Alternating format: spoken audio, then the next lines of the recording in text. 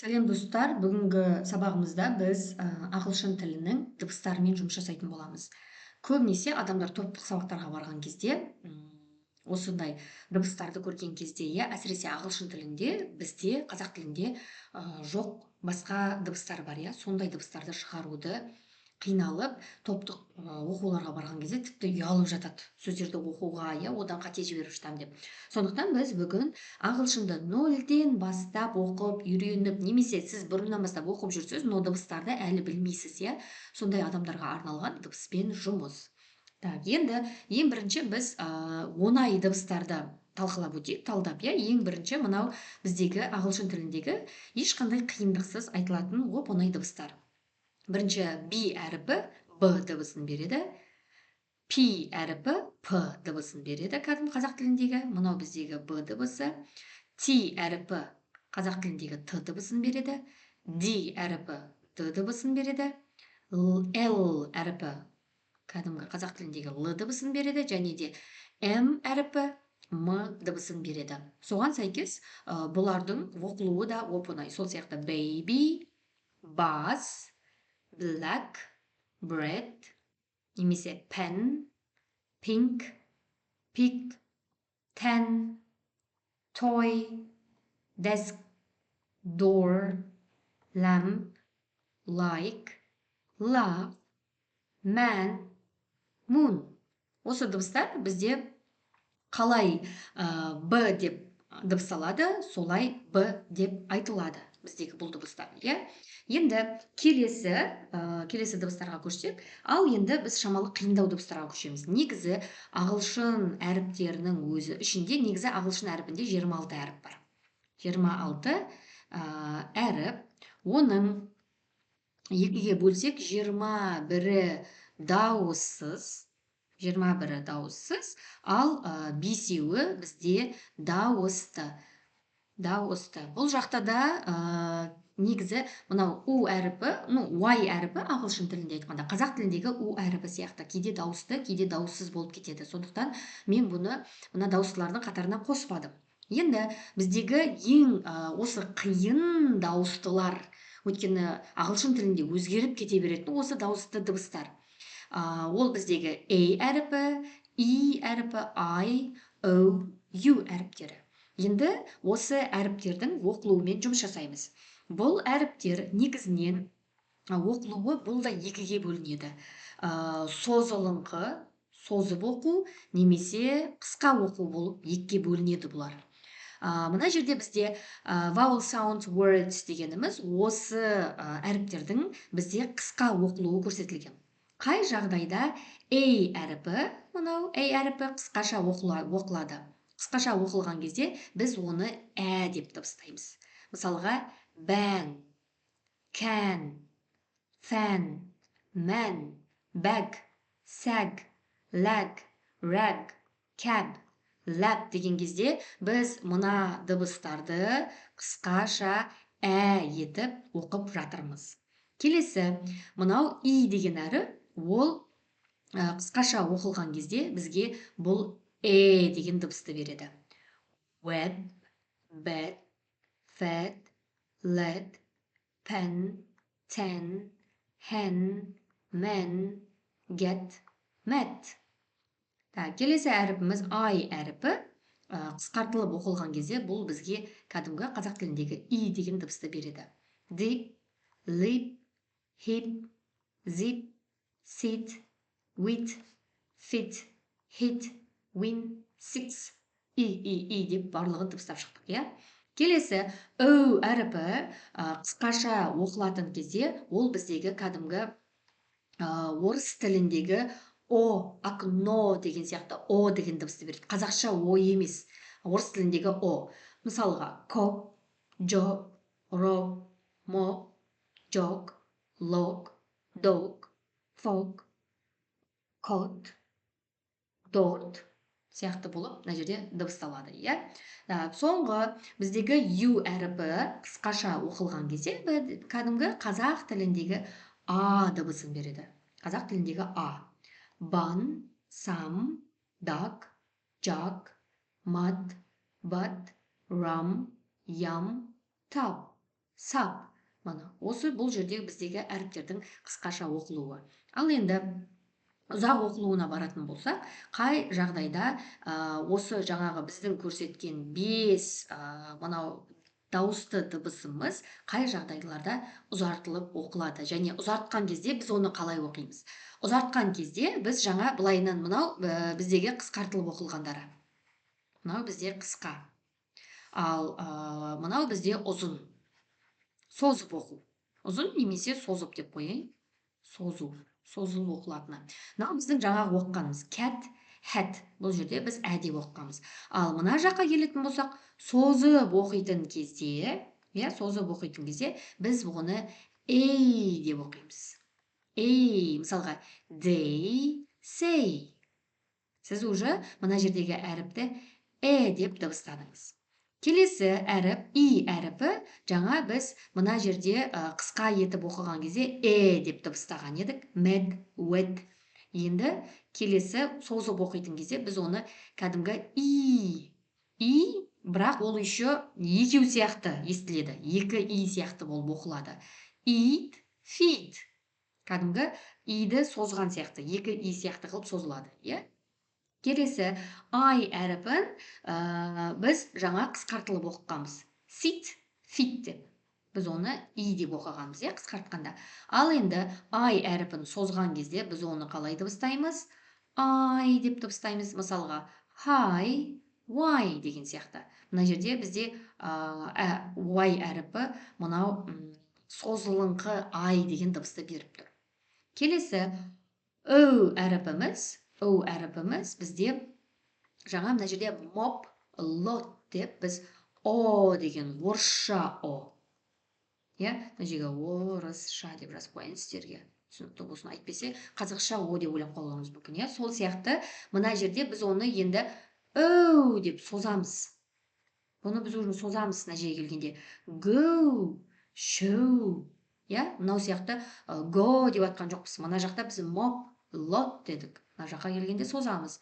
Go, show. Келесі соңғы U әріпі біз жаңа қысқартып оқығанда а деп дыбыстағанбыз, а деп. Кәдімгі shut, what деген сияқты қылып. Енді мына жаққа келгенде біз оны U деп созамыз. Cute.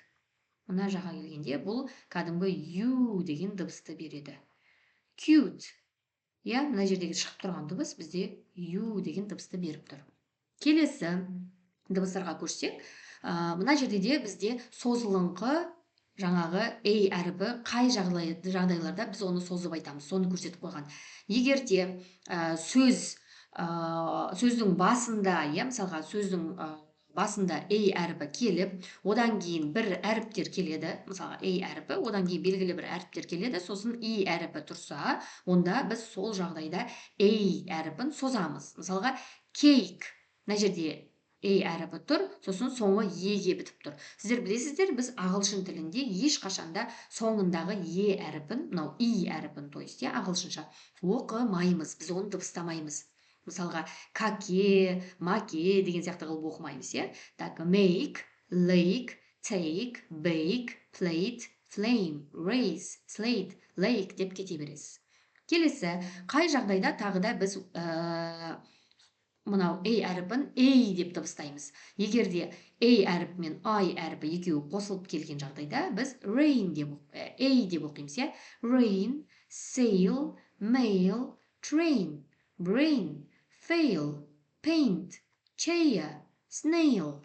Мына өстіп жеке-жеке оқып шығамыз. Сонымен қатар бізде эй әріпіне Y әріпі қосылған жағдайда көбінесе мына Y әріпі сөздің соңына келсе и деп оқылады. Енді соны эй деп оқимыз екеуін. Way, pray, stay, lay, may, play, bay, tray, clay, say деп өстіп дыбыстарды шығаратын боламыз. Келесі, мына жерде де бізде осы жаңағы 5 ненің дауысты дыбыстың қысқа оқылу түрі. Бұны мен сіздерге өздеріңізге қалдырамын. Сіздер осы видеоны тоқтатып, дәл осы жердегі дыбыстарды оқып шықсаңыздар. Apt, fab деп мына жердегі дыбыстарды деп оқисыздар. Мына жердегі дыбыстарды мына жердегіні и, мына жердегіні о, орысша о. Ал мына жердегі дыбыстарды деп өзіңіз практика жасап оқып шығыңыз. Келесі, мына жерде бізде келесі long e. Біз қай жағдайда мына әріпін и деп созып айтамыз. И деп мына жерге 2-3 и салып қояйын сіздерге. Қай жағдайда созып айтамыз? Мынандай сөздерде be, me, we, she деген сияқты мына жерде қатардағы сөздерді көріп шықсаңыздар болады. Барлығын оқи бермеймін. Немесе екінші сөз, и әріпінен кейін белгілі бір әріптер келіп, белгілі бір әріптер келіп, сосын соңы и әріпімен бітсе, біз созамыз. Eve, these, them, Jean, here деген сияқты қылып созамыз. Сосын келесі, I әріпімен и әріпі қосылып келген кезде, біз сол сөзді просто и қылып соза саламыз. Chief деп оқудың қажеті жоқ. Chief, бірден, brief, peace, niece, grief, field деп просто соза саласыз. Келесі, екі әріпі, екі и әріпі қатар келсе, біз не істейміз? Оны да и қылып созамыз. See, be, feed, meet деген сияқты. Сонымен қатар әріптері деп оқып кетеді. Бізде көбінесе адамдар мысалға сия деп оқитындар бар менің оқушыларым. Мысалға тия, пия деген сияқты қылып, бірақ екі әріпімен әріпі, ағылшынша айтқанда и әріпімен әріпі қатар келген кезде, біз оны и қылып созамыз. Eat, see, pee, tea, meet, steal, week деп кете береді. Түсінікті ғой? Сонымен қатар, мына жердегі төменде көрсетілген сөздердің барлығы бізде и созылыңқы и болып дыбысталады. Осы видеоны тоқтатып, мына жердегі сөздердің барлығына өзіңіз практика жасап оқып шықсаңыз болады. Ары қарай жалғастырамыз. Келесі ағылшын тіліндегі проблема тудыратын дыбыстар SH, CH дыбыстары. SH екі дыбысы қосылса, бізде ш деген дыбыс береді. Shoe, brush, shake, wash, cash, bush. Немесе келесі C әріпімен H әріпі қосылған кезде бізге ч деген дыбыс береді. Watch, chair, check, chest, chase, chain, chance, cheat деген сияқты, бұл бізде енді оңай. Осы видеоны тоқтатып өзіңіз практика жасап, әр сөзді айтып көрсеңіз болады. Келесі проблема бізде с дыбысы қай жағдайда не болады, с болып оқылады, және де си мен ки әріпі қосылған кезде біздікілер көбінесе с, к деп екеуін қосып оқиды. Бірақ оның да өзінің ережесі бар. Так, к егерде көбінесе бізде ағылшын тілінде си әріпі сөздің басында тұрса, ол жағдайда ол к деп дыбысталады. Мысалға, cat өздеріңіз білетін, cute деген сияқты, немесе cup, немесе cube, кубик деген сияқты. Осы жағдайларда алғашқы тұрған си әріпі с емес к деп дыбысталады. Ол тұру, алғашқы болып тұру жеріне байланысты. Келесі, бізде ағылшын тілінде мынау к әріпі к деп оқылады. Білесіздер, Одан бөлек си, ки әріптері қосылған кезде де сіз осы екі әріпті бірден к деп оқисыз. Мысалға, мына жерде жазылып тұрғандай міне. Back деп тұрса, көбісі бәсік деп оқиды. Бірақ бізде екеуі қосылып, к деген бір дыбыс береді. Сосын сонымен қатар, к әріпінен кейін и әріпі келген кезде, сіздер білесіздер, біз ағылшын тілінде и соңғы тұрған и әріпін ешқашан оқымаймыз, Сол сияқты joke деп бірден и әріпін оқымай бітіресіз. Бұл да біздің ағылшын тілінің дыбысталу ережесі. Мына жерде де жаңағы көргендеріңіздей соның сізге практика жасау үшін берілген сөздер. Видеоны тоқтатып, мына жердегі сөздерді оқып шықсаңыздар болады.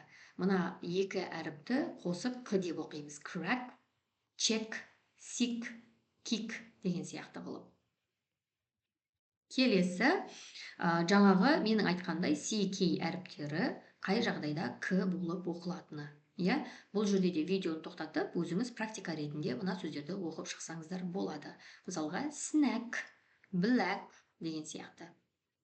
Келесі бізде тағы да CK-ге қатысты сіздерге практика ретінде берілген сөздер.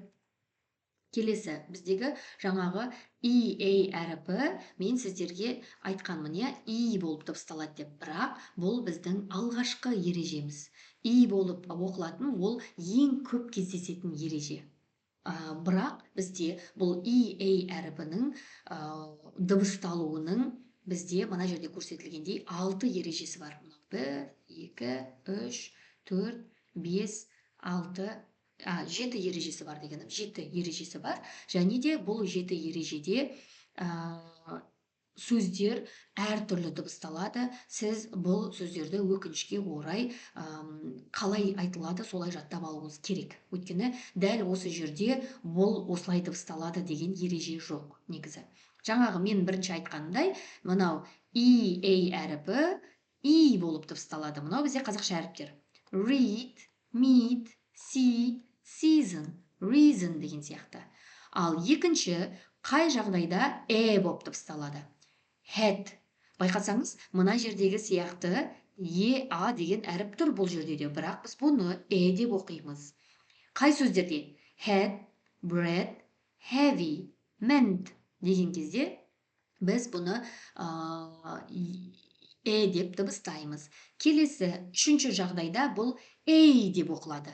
Break, great сөздерінде. Төртінші ережесі болып дыбыстайды кәдімгі. Ocean. Емес, керісінше қазақ тіліндегі әріпі деп айтқым келгені. Мысалы, қазақ тілінде кәдімгі деген әріп бар.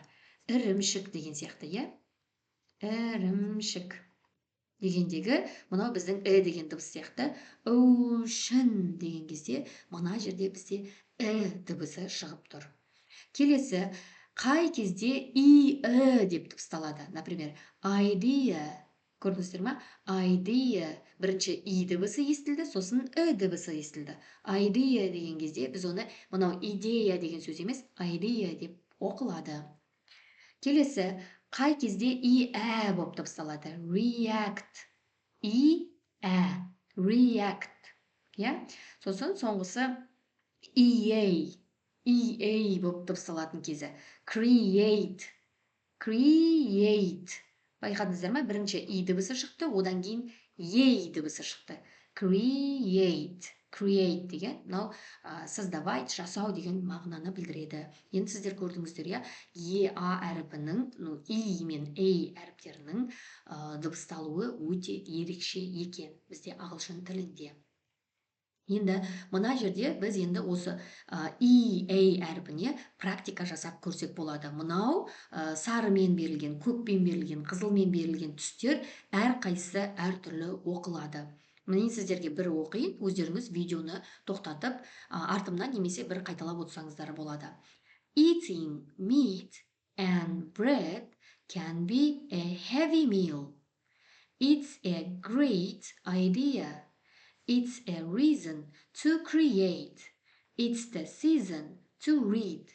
Көрдіңіздер, иә? Бір ғана әріптер берілген, бірақ дыбысталулары әртүрлі. Осы видеоны осы жерден тоқтатып, аудионы тыңдап, өздеріңіз практика жасап көрсеңіздер болады. Тыңдағандарыңызға рахмет. Менің каналыма тіркеліп, бұдан да басқа сабақтарымды көрсеңіздер болады.